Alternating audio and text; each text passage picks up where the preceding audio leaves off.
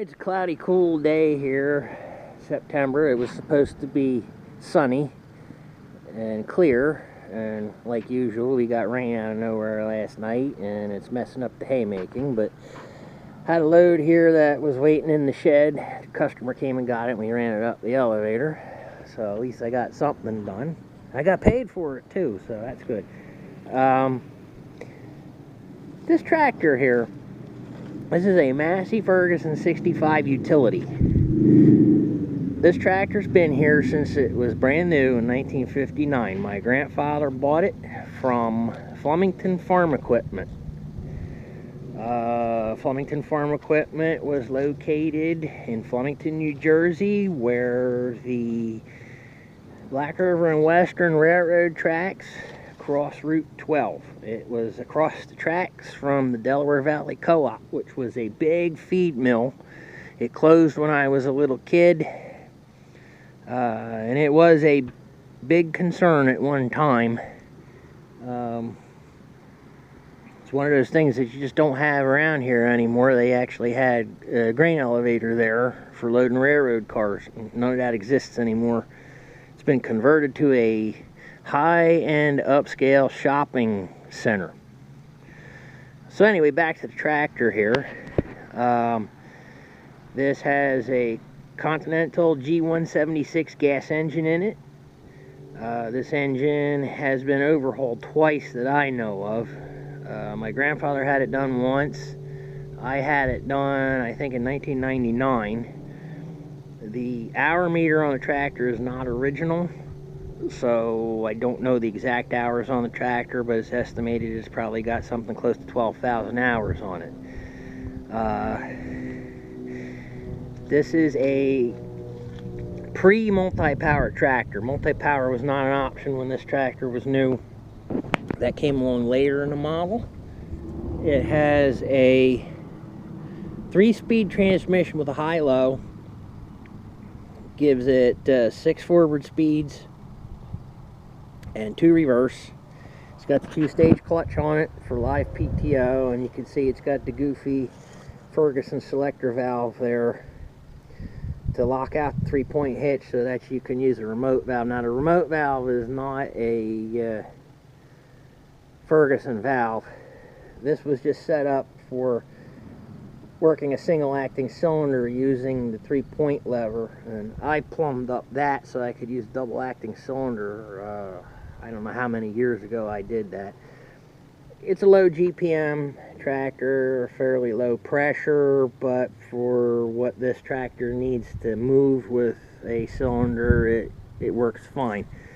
You can see it's leaky. It shows its wear. I mean, this was the main tractor on the farm for a long time, and it did stuff that it was probably too small to do.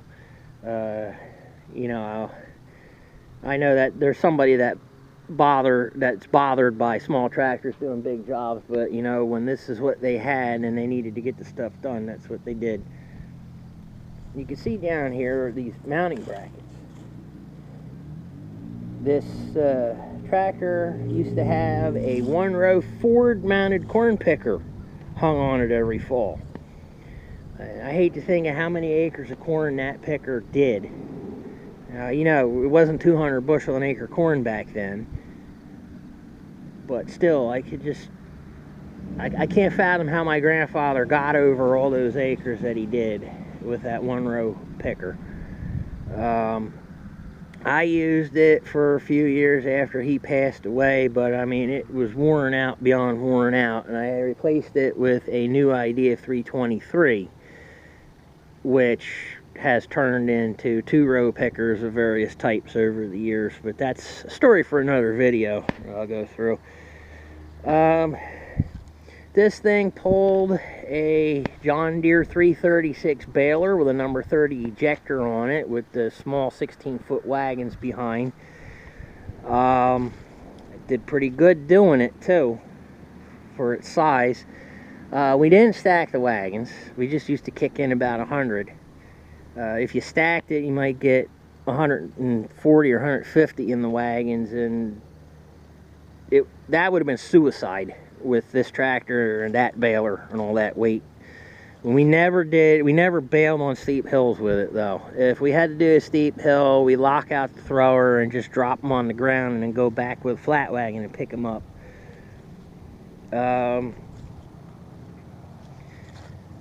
know, and that's what I had. So you got to get started somewhere. This tractor, I really don't know how long this thing is going to keep running. I mean, I guess as long as I can find parts for it. It's got an issue here with the seat. It does not have the original seat. This is an aftermarket, and you can see down there it corroded out down here, and we tried to patch it back up, and I can't figure out how to fix it properly without burning the foam out of it. And the foam is bonded to the back of the seat. The cushion is not removable. Probably got to replace the seat. This bucket seat though really is the only thing that doesn't interfere with the shifter. It had another kind of aftermarket seat on it before. The shifter would work, but what happens is the shifter knob ends up hitting the front of the seat here, and you always crack your knuckles on it, and I don't like that. So I had to figure out what to do with that. You know, and it just keeps running and running. It's not pretty. I mean, this thing, people like to knock Massey Ferguson, and matter of fact, some people in the family call this thing the Nasty Ferguson. But for what it is, it has just been a reliable tractor. It hasn't been any worse than a Farmall or a John Deere from back in the late 50s. You know, so I guess I'm just going to keep running it until it won't run anymore. Because it's just been, it's like having an old reliable horse. You don't want to put it down. So I guess that's it for this video, and I'll talk to you later. Thanks for watching.